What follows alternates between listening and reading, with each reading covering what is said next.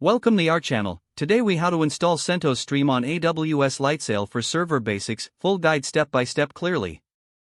Start by logging into your AWS Lightsail account. Once you're logged in, navigate to the Create Instance section on the dashboard. Select Linux/Unix as your platform choice. Look for CentOS Stream in the list of available operating systems. Choose the latest version of CentOS Stream. Next, select your instance plan based on your resource requirements.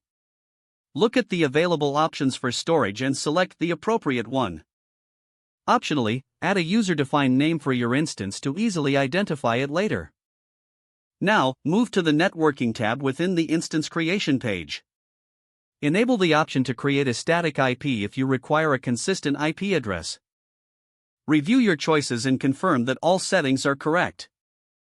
Click on the Create Instance button to start the provisioning process. Wait for a few moments as AWS Lightsail sets up your CentOS Stream instance. Once the instance state changes to running, click on the instance name. Locate the Connect tab and choose your preferred method for connection. For SSH access, you can either use the browser-based terminal or an SSH client. If using an SSH client, make sure you have your SSH key ready. Connect to your instance using the public IP address provided. Once connected, you will be logged into the CentOS Stream command line interface. To start updating your instance, run the command sudo dnf update. Wait for the updates to complete, which might take a few minutes. Next, install any necessary packages you require for your server operations.